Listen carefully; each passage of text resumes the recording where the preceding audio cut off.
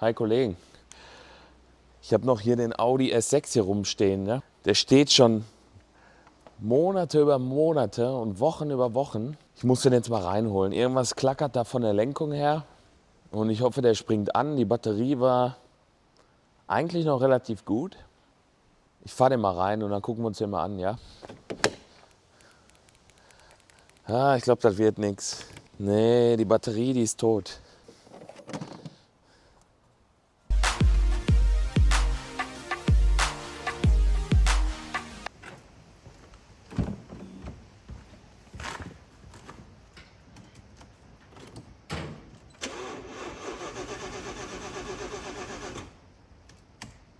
Anniversary is near, and your man ain't acting right.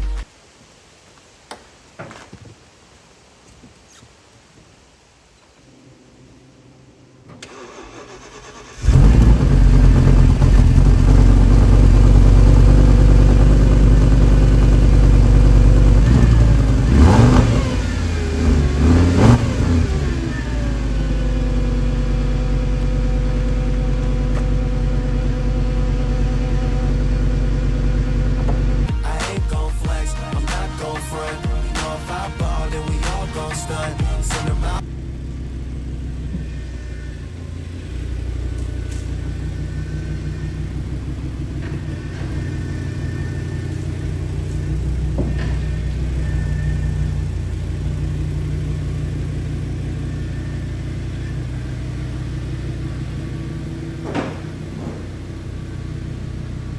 Ja, denn ihr wisst ja, was ich da am Anfang gemacht habe.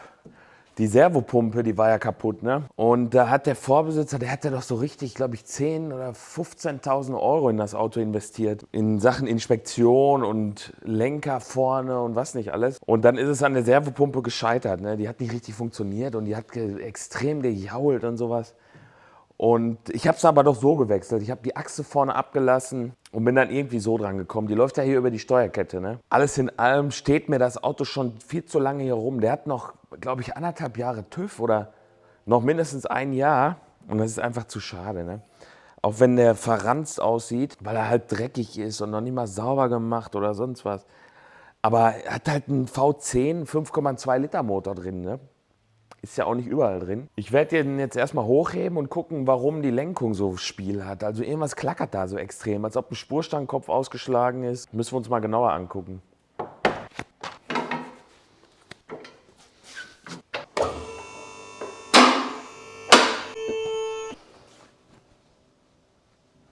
Ist ja ein schwerer Pott, ne?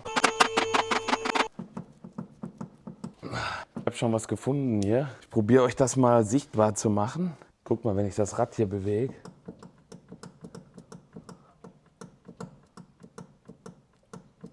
Was da Spiel drin ist. Also das Lenkgetriebe sitzt da oben so drin, ne? Boah, ist ja schon fahrlässig damit. Aber was kann das denn sein?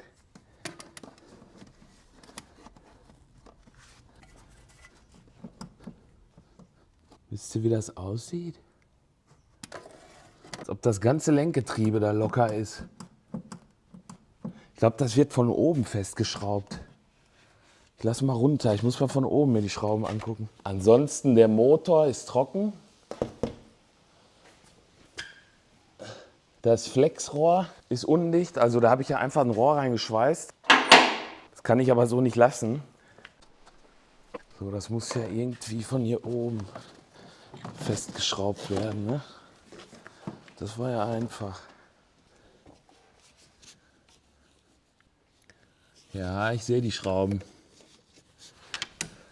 Ist denn jede Lampe hier leer?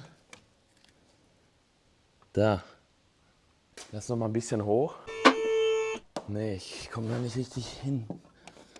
Aber ich setze da einfach mal so ein, das ist eine Vielzahnschraube, ein Vielzahnkopf.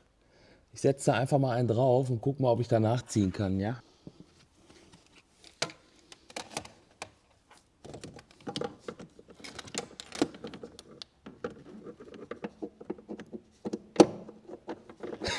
Guck mal. So locker.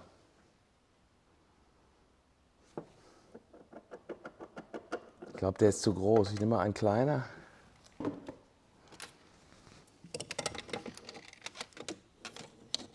Hey, gerade war ich doch besser drauf. Also auf der Schraube, nicht psychisch. Guck mal, die ist so locker, die kann ich so rausdrehen ganz. Jetzt die Frage, warum hat die sich gelockert? Und das wird ja auch nicht die einzige sein. Ich mache die dann erstmal raus ganz und dann mit Schraubensicherung fest. Oder? Was würdet ihr machen? Weil sonst passiert das ja wieder in 1, 2 Jahren.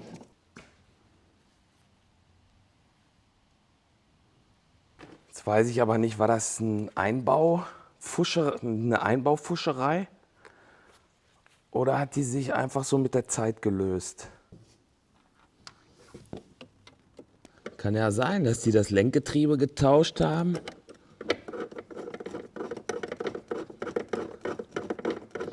Und dabei haben sie die Schraube einfach nicht richtig festgezogen. Die andere prüfe ich auch sofort. Gucken wir mal, dass wir auch die originale Stellung wieder machen. Ne? Lenkrad ist gerade. Ja, die ist fest jetzt. Und die andere, wie komme ich da dran? Ja, ich glaube gar nicht. Ja, jetzt haben wir kein Spiel mehr. Das ist gut. Oder ist da nur eine? Ich sehe da irgendwie nur die eine Schraube. Dann ist hier der dicke Bremskraftverstärker. Was ist hier los? Hier sehe ich gar nichts vor lauter Zeug. Also hier das Lenkgetriebe zu wechseln. Hier ist fest auf der Seite auf jeden Fall. Ich will mir mal auf einer Atomzeichnung das Lenkgetriebe angucken, wie das festgemacht ist. Aber ich sehe da nur die eine Schraube hier auf der Seite. Ja, ich beobachte das mal. Ich fahre damit ja sowieso noch ein paar Kilometer und dann muss ich es beobachten.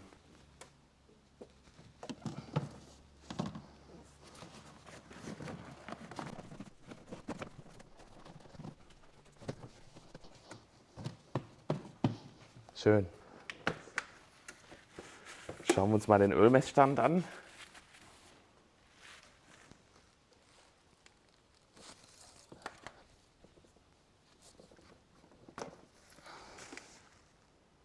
Perfekt. Am besten fahre ich jetzt mal und gucke, ob das Klackern weg ist und ob das Lenkrad gerade steht.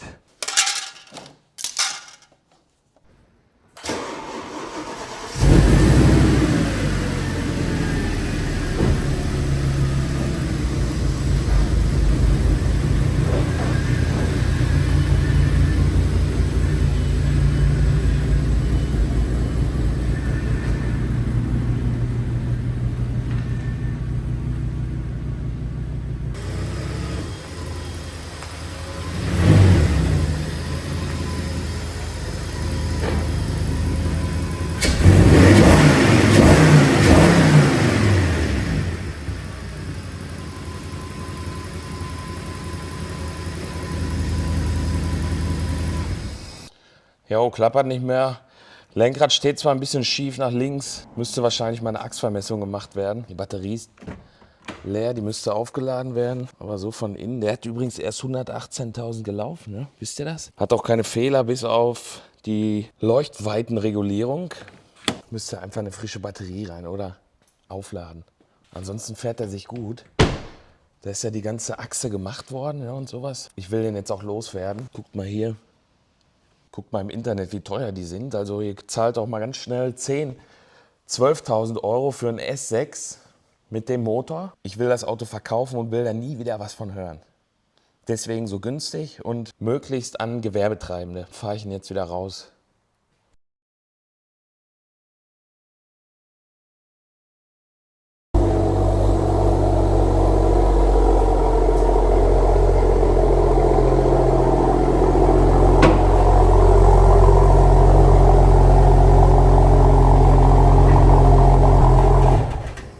So, jetzt gucken wir aber mal bei dem BMW nochmal.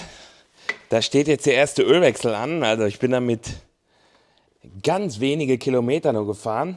Bestimmt werden da jetzt noch irgendwo Späne gewesen sein, die der Ölfilter jetzt gut hoffentlich aufgefangen hat. Sieht aber eigentlich ganz super aus. Also der Ölfilter sieht so aus, wie er aussehen soll, also kaum benutzt. Eieiei. So. Ja, der sieht schön aus. Da ist nichts zu sehen. So soll es sein. Jetzt frage ich mich nur, wo ich den neuen Ölfilter habe. Toll, der passt gar nicht. Viel zu klein. Da muss ich einen neuen bestellen. Ja, das kann ich ja dann machen und müsst ja nicht unbedingt sehen, wie ich den zusammenbaue, ne? Auf jeden Fall bin ich da jetzt auf der sicheren Seite, ne? Dass da jetzt nicht der ganze Filter wieder voller Späne war. Weil ich habe ja zum Glück den Ölkühler mit neu gemacht. Da hing ja ohne Ende wahrscheinlich Späne drin. Und sonst, ja, die Leitung habe ich alle durchgepustet. Den Turbolader habe ich soweit durchgespült. Hätte ja auch nirgendwo mehr so richtig viel Späne sein dürfen, ne? Trotzdem fahre ich den dann jetzt noch mal ein bisschen weiter und mache dann noch mal einen Ölwechsel, ne?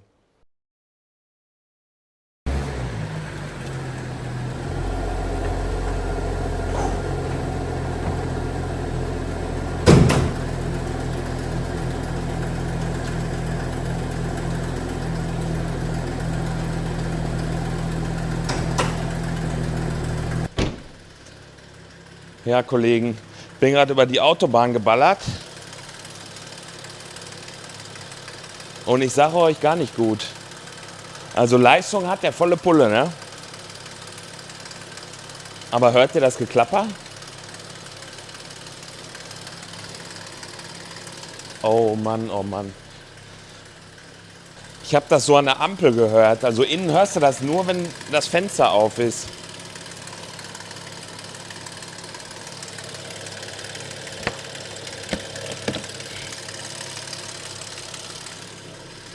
Oh, das wird immer schlimmer. Ich mach mal das Mikrofon ab.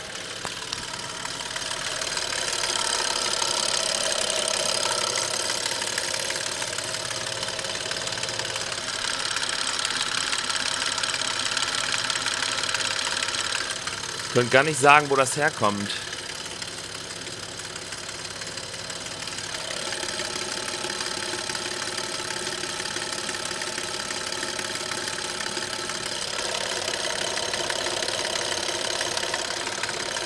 Wartet mal, ich hol mal was.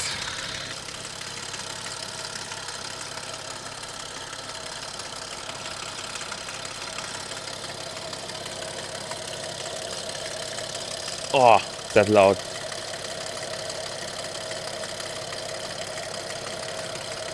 Kann man das auch kürzer machen?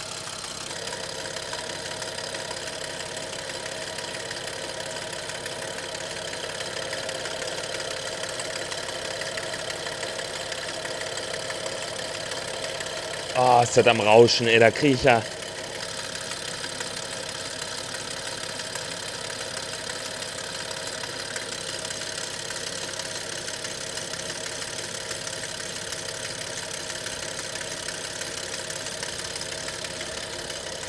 Also ich würde sagen, das kommt von hier vorne. Kommt irgendwo hier vorne her. Ich weiß nicht, ob ihr das hören könnt. Ich mach's mal hier ans Mikrofon.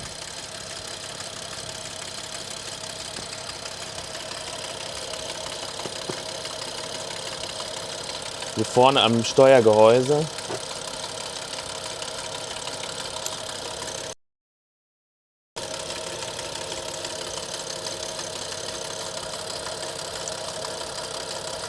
Ich gebe mal ein bisschen Gas.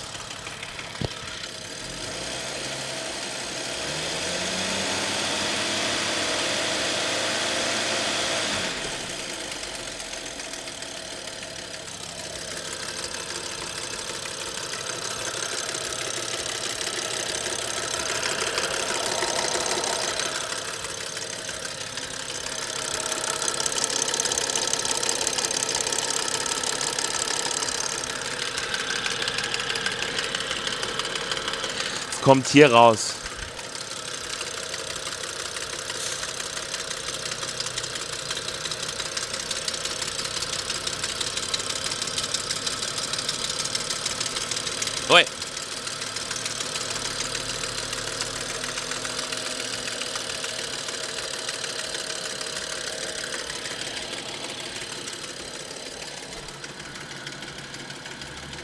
Hier unten ist noch lauter.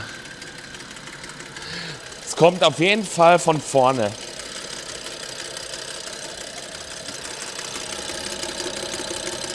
Ja, wenn ich hier so höre, dann kommt es von da.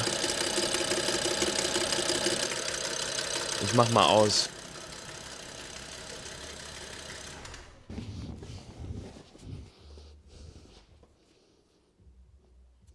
Sagt mir was dazu. Gefällt mir ja gar nicht. Das war ja vorher, das war ja von Anfang an, aber ganz leise. Und jetzt ist es extrem laut geworden. Weil ich habe mir jetzt auch das erste Mal richtig belastet, ne, auf der Autobahn. Also irgendwie ist das Auto verflucht. Ich habe mich gefreut, ich hatte Kompression nochmal geprüft. Kann ich euch jetzt hier mal kurz einblenden? Auf dem Zylinder, wo die Schraube am Ventil war. Also es hat wohl wirklich nicht geschadet. Ne, das Ventil schließt, der hat da volle Kompression.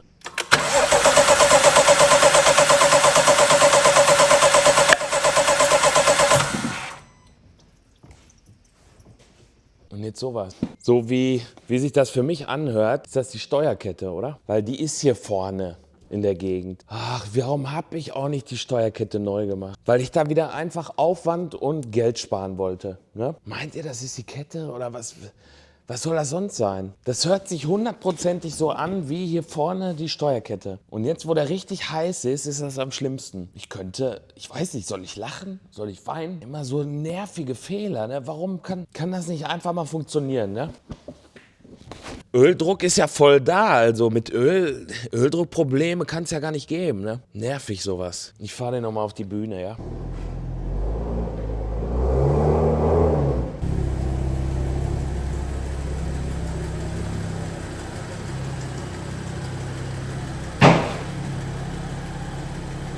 Es hört sich leider sehr, sehr böse an. Ja, und jetzt? Was mache ich jetzt? Wo fange ich jetzt an zu suchen? So ist alles top. Der Motor ist dicht. Der hat keinen Ölverbrauch, kein Wasser verbraucht. Bin da jetzt so 200 Kilometer mit gefahren, ne? Nur leider wurde das Geräusch jetzt immer lauter. Ach, helft mir doch mal. Ich weiß nicht, ich muss mich mal... Haben die Steuerkettenprobleme? Der Motor sollte ja so 180.000, glaube ich, gelaufen haben. Ne? Vielleicht hat er das schon lange gemacht und wenn der heiß war und keiner hat es so richtig gemerkt. Der hat ja auch Start-Stopp, also ich hätte es ja auch nicht gemerkt, wenn ich das Start-Stopp jetzt nicht mal ausgemacht hätte und an der Ampel mal die Fenster runtergemacht hätte. Ne, so im Innenraum, wenn die Fenster zu sind, hörst du das nicht. Das hörst du nur, wenn neben dir eine Wand ist und das so ein bisschen zurückschallt. Und nur, wenn er richtig heiß ist. Ich habe auch keine Lust, hier die Steuerkette zu wechseln. Boah, mir wird schwindelig. Ihr seid doch Experten, könnt ihr mir da nicht irgendwie was zu sagen oder mal was Adäquates zu schreiben, was ihr vermutet? Ich weiß jetzt hier nicht weiter. Ich lasse das Ding erstmal hier stehen und guck irgendwie, lieber nach UFOs oder was. Da soll ja eins unterwegs sein hier zur Erde. Wir sehen uns. Dankeschön und tschüss. I put it down from the whip to my diamonds, I've been black and yellow, black and yellow.